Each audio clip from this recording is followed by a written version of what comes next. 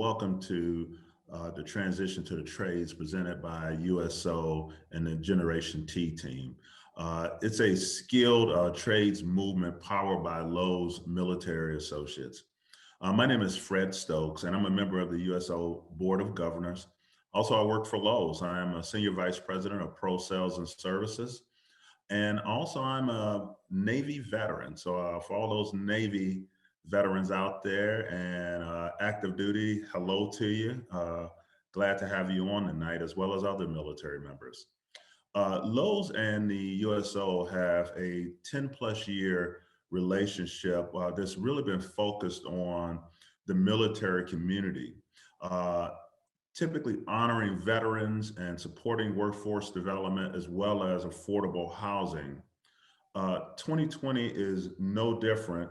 Uh, as we have in other years, we're honored to bring you something different, which is virtual workshops like these that the USO centers worldwide present. Today, in this particular meeting, you'll hear from industry professionals on making the transition to the trades profession by 2028. If you think about it, in 2028, there will be over 3 million unfilled jobs in the skills trades area.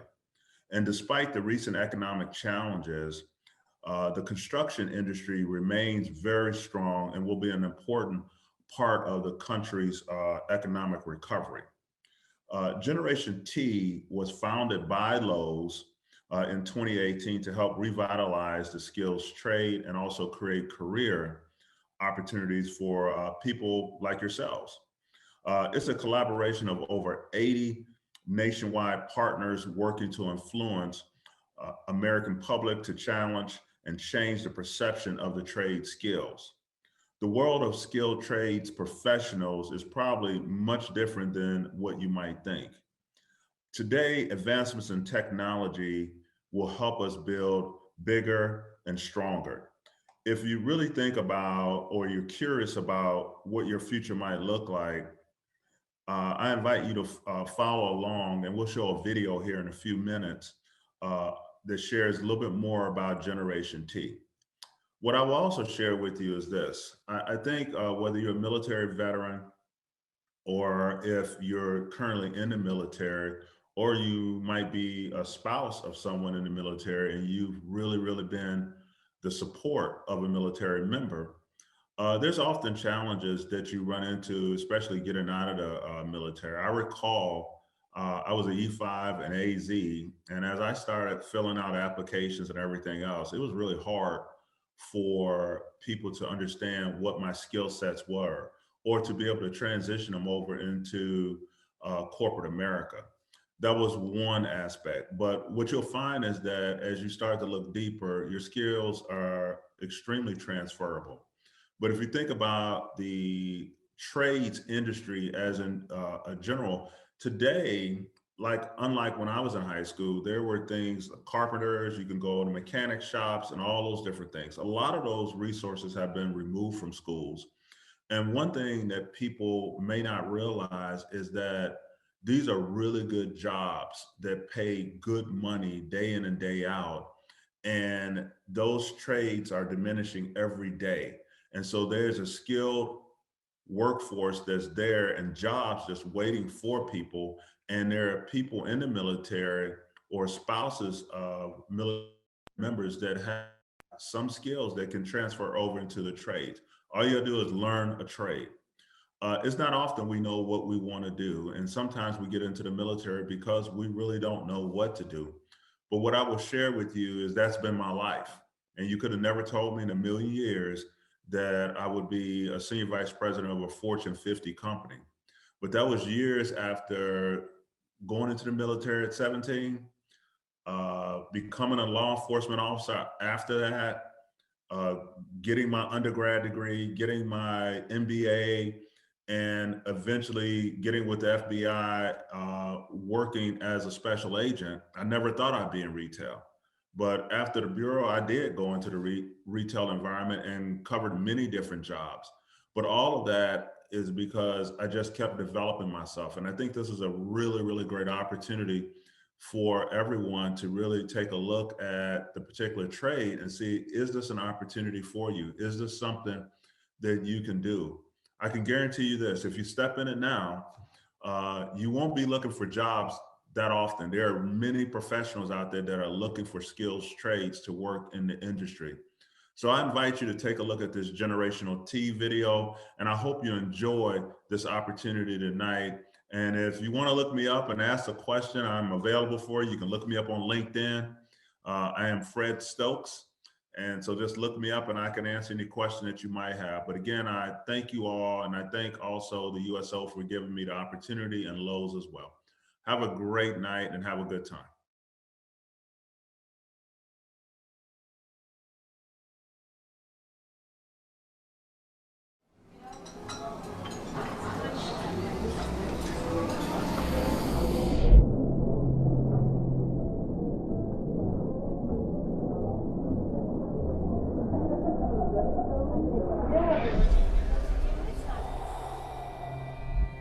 They said our capes didn't show to enough class to be heroes.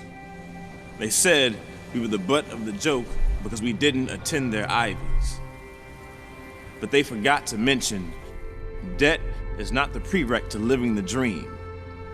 You don't have to lean on a desk when you have the drive to design your own league. By design, these hands summon creativity. Technology and trade, two converging paths, Mother Earth and Mother Board, shaping the terrain for the next generation. We are the rightful journeymen, the waymakers. When the banks crash and the stocks fall, we set the bearings straight, scrape our knees on sunbeams, hold families together within the framework of our mind, turn businesses into our business. With the vision that keeps the lights on, we build a better world out of thin air. This is the what if for the future masters of trade. The electricians and bricklayers, solar power technicians, energy auditors, tiny home builders for the ones who don't care about the color of a collar.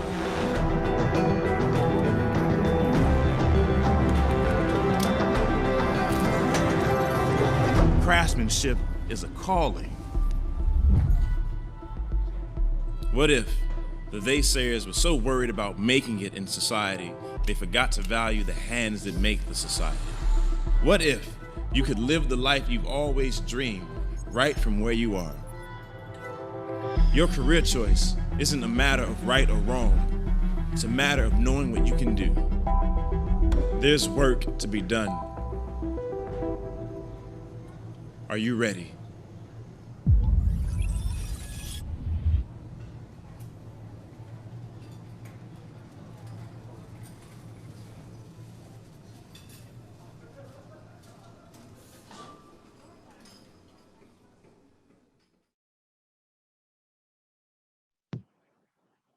All right, everyone, hope you are ready. We have so much good information to share with you today. So at this time, I'd love to introduce to you Lauren Norman from Lowe's. She is our Pro Customer Management Engagement Manager, excuse me. She's going to talk to you more about how Lowe's is working to rebuild the skilled trades with Generation T. So Lauren? Hi, everyone. Good evening. Thank you for joining us. We're really happy to have you here this evening. And I hope by you seeing that video, you feel inspired, you see potential opportunities for yourself. We're really happy that you're here to really just explore the skilled trades and really think about what that could mean for you and your family. Generation T, as Fred had mentioned, we launched that movement. It's really a national movement, our rallying cry to inspire and connect people with those job and career opportunities in the skilled trades. We know that you can have a very rewarding future by pursuing that pathway. There are tons of opportunities that exist today. Our data shows us that by 2028, we will have 3 million job openings in the skilled trades. So when you think about the potential here, you know, there's opportunities today, they'll exist in the future. The current supply does not meet demand, and that will continue to evolve. And what our data shows us is that when you think about the skilled trades, you know, especially for our younger audiences, that Typically there is a stereotype when we think about the trades. A lot of parents do not encourage their children to pursue that pathway. Schools, we tend to not even have our shop class, in our high schools. So there aren't even those hands-on learning opportunities that exist. And what we see is with our data that about 32% of our current pros out there today are planning to retire by 2028. So we know that there's going to be a huge gap. So here at Lowe's, we're committed to building those pathways, creating those opportunities that start today. If you look at our next slide here, when we think about Generation T, our T, it stands for trades. And when we think about the trades, we really aim to make them cool again, right? When we think about technology, the video that you just saw, we think about the future and what does that look like with smart homes and drones and just leveraging all of the technology in all of our trades. And we hope that on this screen here, you see yourself, right? If you think about if you're a craftsperson, if you like to build, if you're an artist, if you're creative, if you're an entrepreneur, there's so many opportunities that exist for you in this future, right? When you think about our modern society. Next slide, you will see the opportunities that exist in plumbing. So that's why we're here tonight. So when we think about all those different trades, our focus tonight will be on the plumbing industry. And when we think about plumbing, we need water in everything that we do at our home, in the office, if we need to cook, clean, shower, our toilets, everything runs on plumbing. So what does that entail when we need the people that can help us make that work for us? The salary, it's really, good when you think about the median salary. It's around $55,000, and that really only goes up from there. The demand is huge. So again, when we think about that gap in employment, a lot of those opportunities exist in plumbing. So 622,000 jobs over the next 10 years that will be available in this industry. From a training perspective, it's not something typically that you have to pursue a 4-year college path or program. There is some hands-on and some apprenticeship, programs and trainings that you have to do. And even from a licensure perspective, you'll learn more about that tonight with our guest speaker. But it's about 2 to 4 years when you look at, what does it take to get started in the career and really have that necessary training to prepare you for the industry. And then when we look at our next slide here, it just talks about some of the different roles. What does it take? What are the duties? What are those career paths? Typically, we always think about an actual plumber for the profession when we think about plumbing, but there's also pipe fitters and steam fitters. They do all different things from installation. You think about all of the troubleshooting, repairs, and maintenance.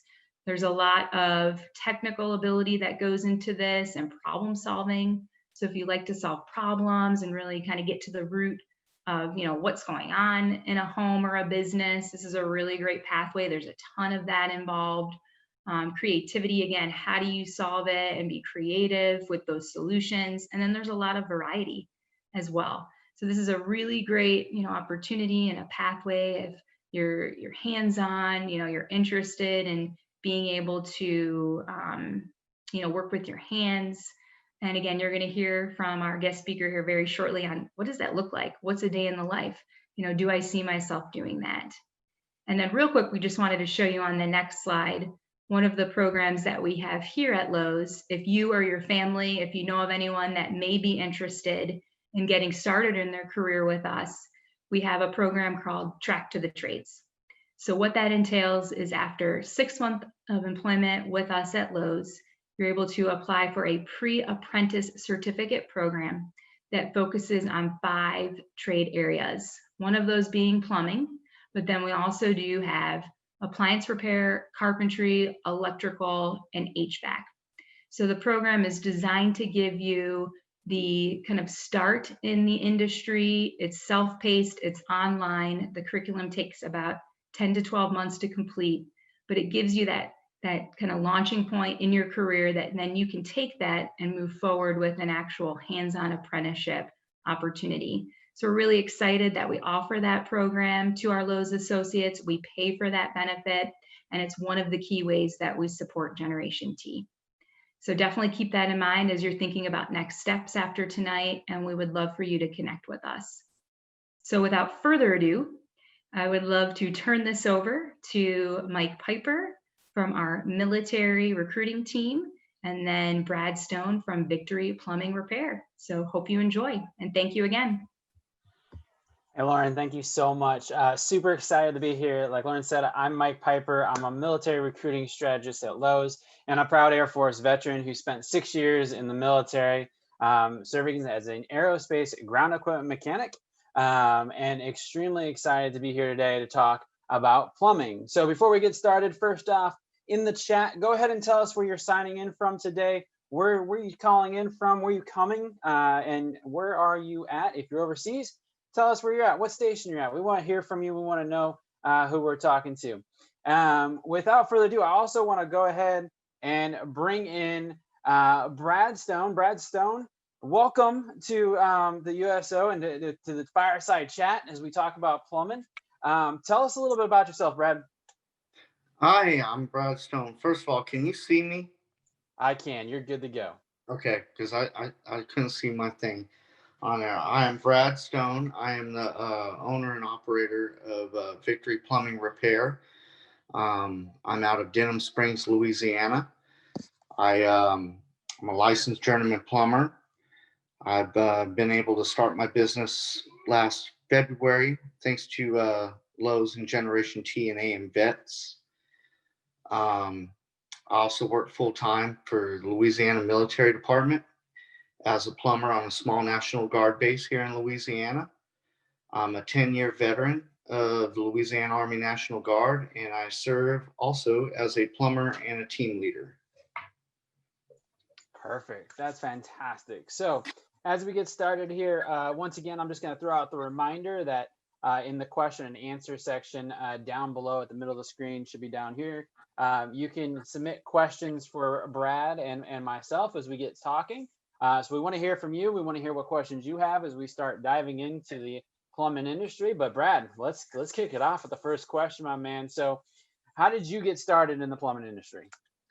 So my father was a plumber, so I've been around it since I was a kid.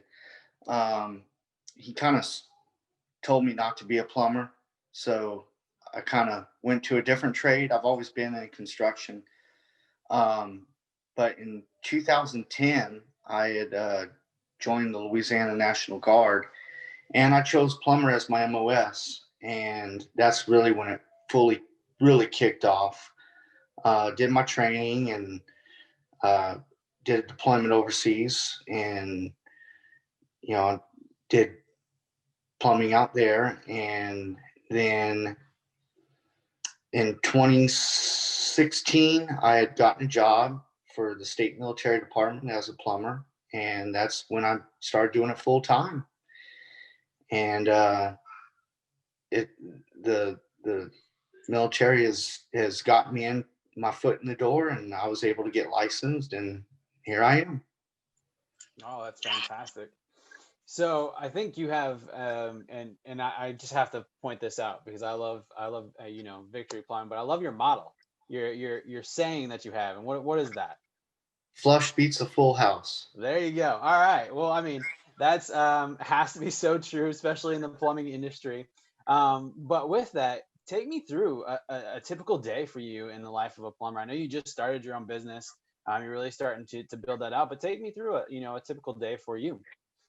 So typical day for me is, you obviously get up, go to work, taking calls from clients, driving to and from service calls. There's a lot of troubleshooting and problem solving, repairing their needs. It's not always plumbing. It's also networking, estimating, customer service, going to the supply house and vendors, planning and designing.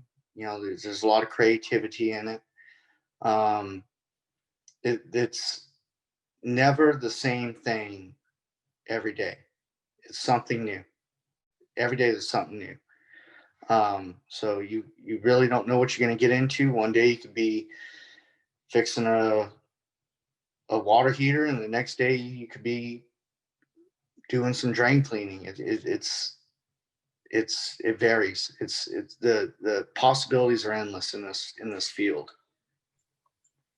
Oh, that's fantastic. And I think you bring up some good points there, because for some, I mean, you don't want to sit behind a desk every day. You want things to be different. You want to be doing different things every day. You don't want the same, wake up and do the same things over and over. And I think that's a great point to kind of point out. You know, as a plumber, you're able to do different things. You're going to different clients. You're looking at different solutions.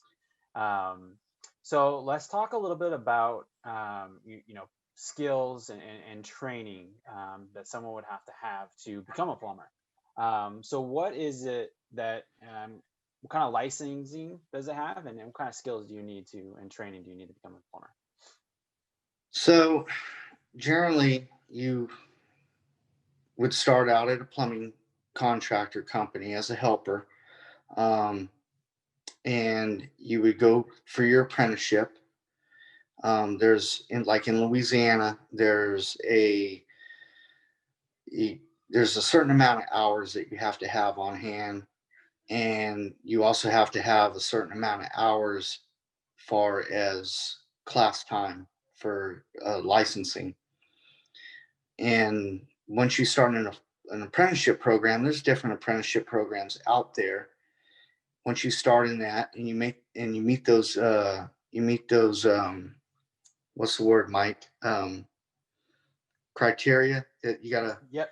You Yeah, meet your criteria, your training yeah, objectives. Yep. yeah. Once you meet all that, you go take a test for a journeyman license and become a licensed journeyman plumber. And then in Louisiana, after that, you take your master's plumber's test and become a master plumber. I was set up to do that at the beginning of the year, and COVID had hit, and it's been delayed. So, but I'll get it. You never stop learning. There's always training. Even once you do get your license, you never stop learning. You learn something new every day. To get started though, you're going to want, some skills in troubleshooting and problem solving. You're going to have some professional customer service skills. You got to be a people person. Hands-on tradesman skills. You got to have code knowledge. So every state you go to, there's different codes. So wherever you live locally, you're going to want to know those codes. Like I said, you start working out as a helper and apprentice, and you make your hours and you make your school time, and then while you're enrolled into a trade school. Well, that's fantastic. And what's that kind of timeline look like? Like, how long did it take you? How many years, or was it months? Like, how long was that? So you got to where you're at now as journeyman. It was a few years. And see, in the state of Louisiana, the laws changed. I got my journeyman license 2 years ago, and right before I had gotten it, or right after I'd gotten it, I can't remember if it was before or after, but the laws have changed to where you have to have those hours in school with the hands-on portion before you go take the journeyman exam. It used to be you would have 5 years of experience, and 3 licensed plumbers can sign a waiver saying that you're ready to take the test.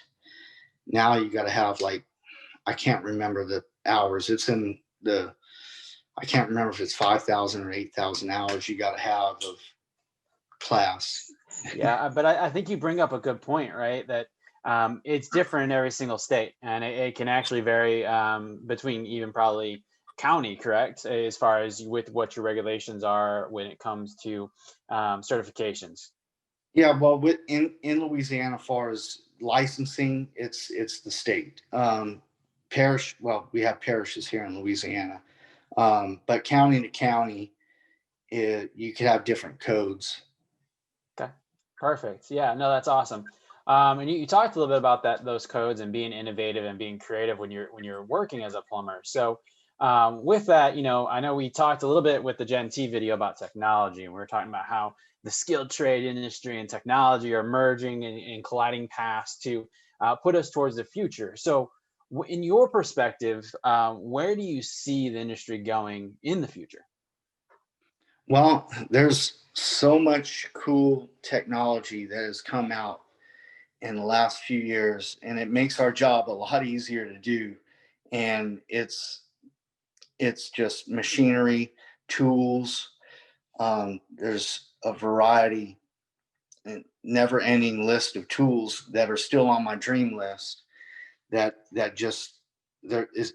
We have phenomenal technology in the plumbing industry, Yeah, and no, I would agree. I was actually, and the only reason I brought that up was because I was actually in Lowe's just recently, and I saw this really cool aspect that you could add into your plumbing system that basically signals anomalies with your usage. And if it sits and sees or feel, or it senses that a pipe has bursted or there's water flowing for too long, it'll automatically just turn off your entire system, which I yeah, thought was super smart and super cool because obviously, and it made me remember that because where I'm located in Charlotte, North Carolina. I know you're a little bit farther south, but it's like 30 degrees here today. So the first thing in my mind is like, oh, wow, are we going to get down the frost tonight? Do I need to worry about any of my outdoor pipes? All of that good stuff. So just thinking about that and the kind of technology that's coming into the plumbing industry. And you mentioned tools too, like there's different fasteners and things that have gone from where probably what you were at, what, PVC pipes. And that's usually your common, or you went copper and then the PVC. And now you guys have shark bites and like fasteners and flex tubes, right? yeah. I use PEX piping. Mm-hmm. Yeah, PEX, Yeah. and I use brass fittings with stainless steel crimp rings. It used to be like when my dad was plumbing and PEX was just coming out. Maybe it's been around for about 20 years. But I remember my dad used to always complain about PEX because the tool was so big. It took two hands to do it to make a crimp. And now I have a little ratchet tool that I just use with one hand and just do that and it crimps it. And then they have different press rings where like Milwaukee tools have the Wizbro pipe. It's just a little click of a button and it expands the pipe and you put the fitting on and you let it go and it's done. So Yeah. it's come a long way. And then copper, you used to have to solder. Everything had to be soldered. I still solder because this is how I am. I know my solder joint's not going to leak, but there's shark bite, like you said, where you just could slide it on there and set it, and it's good.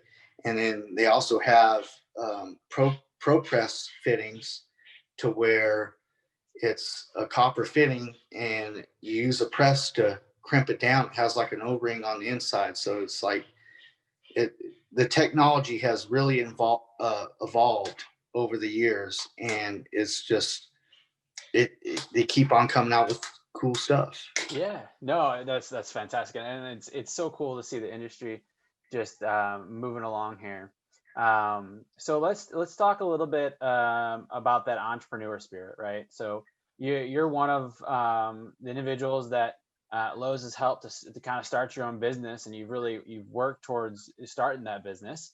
Tell me a little bit about just that entrepreneurial spirit and what it's like day in and day out running your own plumbing business. So day in, day out, you're going to have, busy times and you're going to have slow times. And when you run into slow times, that entrepreneur has to come out and think of new ways to, expand your clientele and get out there.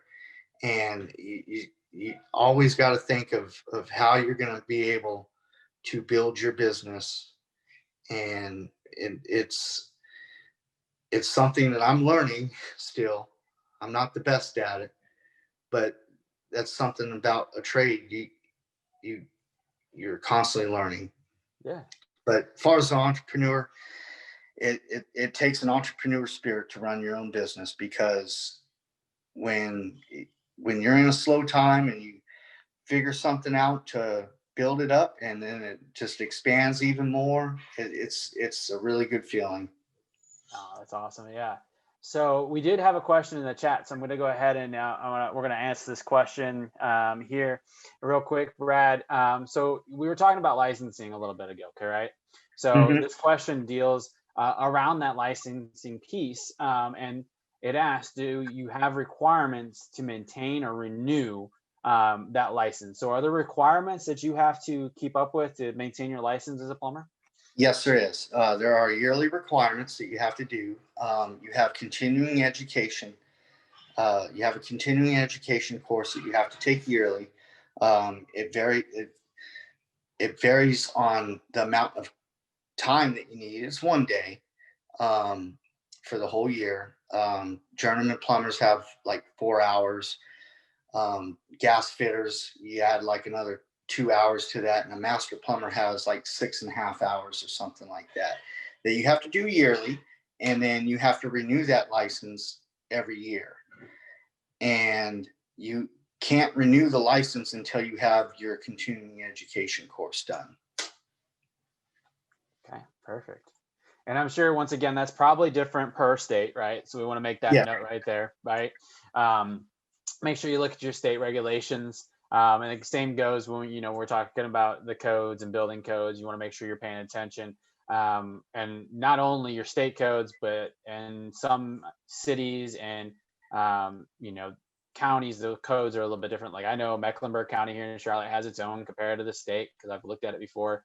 And they're just a little bit more strict than what the state is. But just make sure that you're paying attention to that when you're going to get your license. That's going to be part of that, correct? You're going to be studying the code to get your license. Yeah, like let's say the journeyman exam in Louisiana, you're going to have a written portion of the test, and you're going to have a hands-on portion of the test. The written portion of the test is I can't remember how many questions it is. It's like 100 some questions, 80, 100, either 80 or 100. I can't remember, but it was everything was in a code book. Every single question, you can find it in the code book, and it's open book test. Okay. And every single question, if you know the code book and you know where to look for it, you're going to find that answer. And then on the hands-on portion, you rough in a bathroom, you solder a 1-inch T, and you figure out a 45-degree offset, and you cut and thread a pipe. And if you've been studying in your school, you're going to know the code book. And if you've been working as a plumber's apprentice, you're going to know how to do everything on that test. And whatever plumbing contractor that you would work for, that you would have your apprenticeship in, and you're doing that apprenticeship, the plumbing industry is not going to want to see you fail. We need plumbers.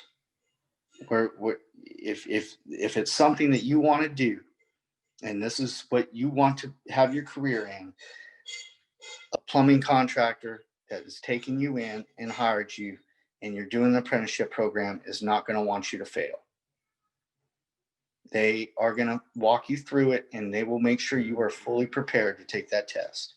No, that's fantastic. That's good support there. So, and going down that road, talking about, the plumbing industry needs plumbers. They want plumbers. Let's go ahead and just go about doing some advice. So what would be your advice to someone new to the plumbing industry? So keep an open mind, never stop learning, keep building your dreams and goals, and show that licensed plumber that you're working under that you want to learn. He or she is there to teach you. And if you are actively showing that you want to learn and be hands-on, it's going to be just smooth sailing. I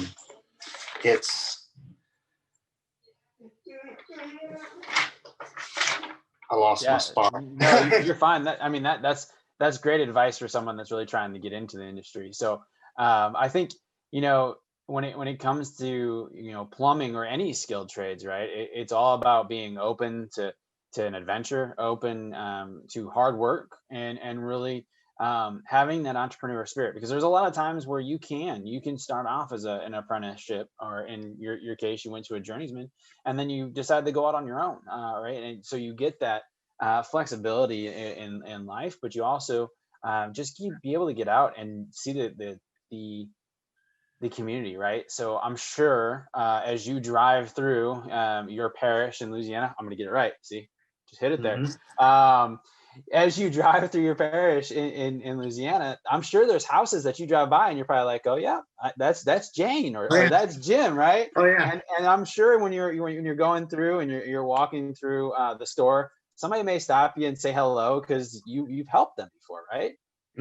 I've ran into many people at stores and stuff that I've done work for. I'm guilty of driving through town and with my kids and saying, "See that house? I fixed that house." I'm very guilty of that. Yeah. It's a rewarding career, and there's different types of avenues that you can take in that career. There's commercial, residential, repair, new construction, remodeling. The possibilities are endless.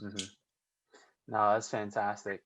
And we got one question here that just came in, and it's more around that licensing, and we were talking about different codes and requirements state by state. So, and the question is valid because we're here with the USO tonight, and we're talking about with veterans and military spouses. So this question's around how easy is it to relocate? Like, if you move between states, do you have to retake your test every time you go to a new state?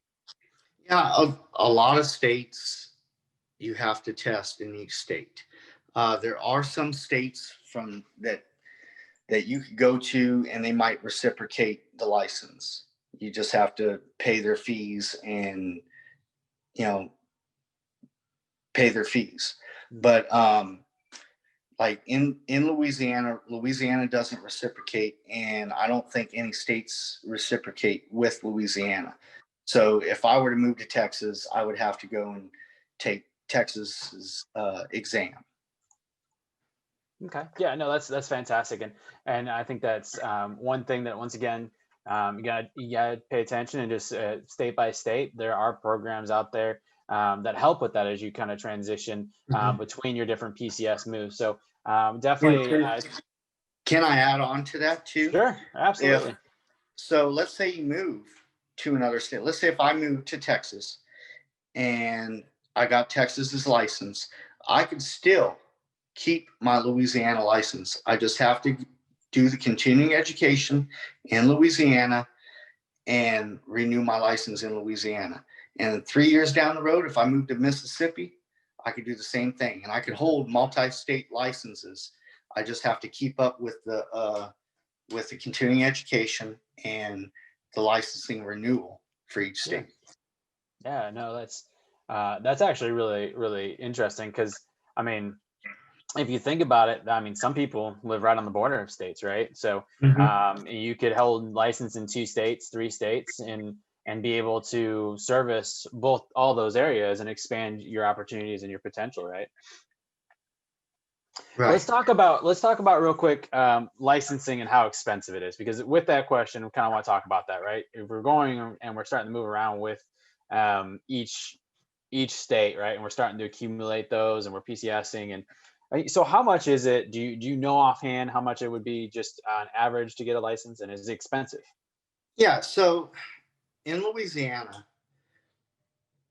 continuing education varies. It can be around $140 to $180, $200 a year for that continuing education course. It depends on who you go through it with, and it depends on how fast you register for that course. And then to renew your license for a journeyman is $50 a year for a journeyman plumber license. And then if you have a journeyman's gas fitter card, it's another $50 a year. So $100 a year for the licensing through the state plumbing board. And then if you're a master plumber, then your licensing fees go up.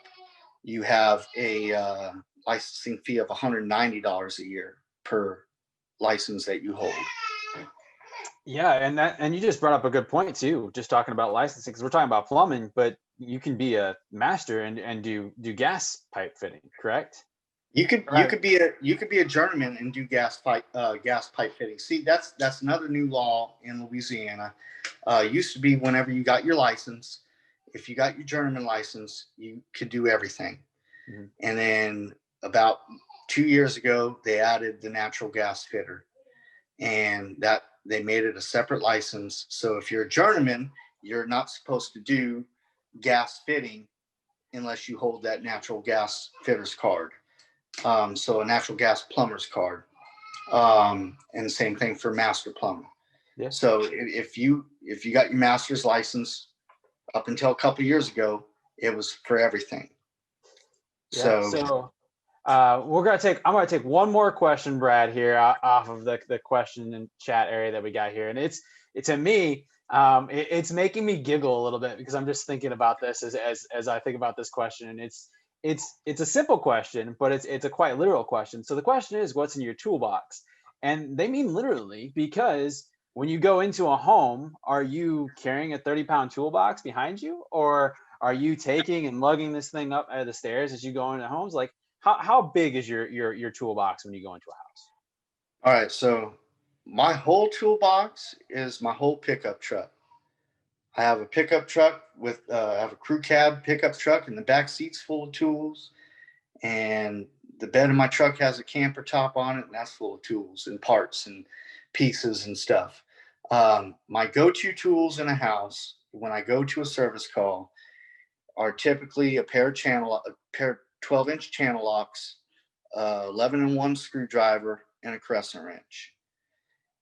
Those are my top 3 go-to tools, and it could just about do any type of service call. And if I need a pipe wrench, I got it in my truck. If I need a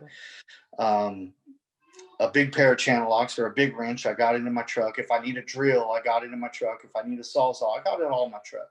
But Yeah. my go-to hand tools is a pair of 12-inch channel locks, a 6-inch crescent wrench, and an 11-in-1 screwdriver.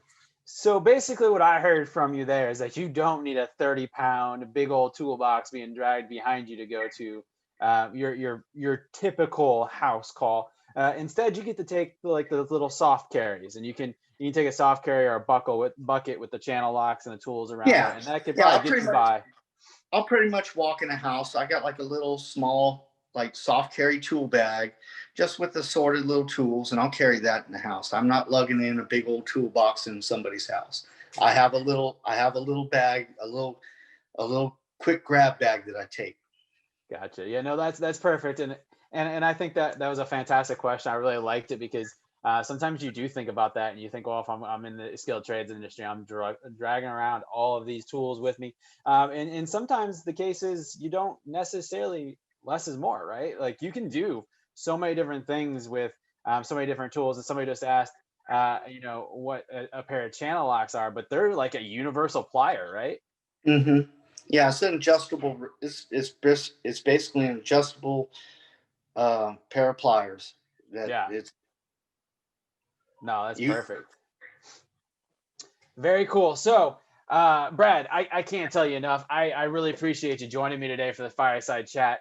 And I'm going to go ahead and I'm just going to give you any last thoughts, anything you'd like to add before we head on over to wrapping this up. It's been a pleasure. Yeah. I hope I helped out a lot of people on this chat, and never stop dreaming. Yeah. Just chase I chase a big pipe dream every day, and and I just made myself laugh. Yeah, no, you're the motto king right now. That's what I'm gonna start calling you, the motto king, because that's a fantastic one. Yeah. Jason, the pipe dream. Yeah. So it's something that is really I really enjoy, and my father taught me, even though he tried to sway me away from being a plumber. But he said, son, if you do something that you love, you will never work a day in your life. And I truly do something I love. When I go to work, it's not work to me. It's something that I truly love every single day. I have rough days, don't get me wrong, but in the end, it's something that I was called to do.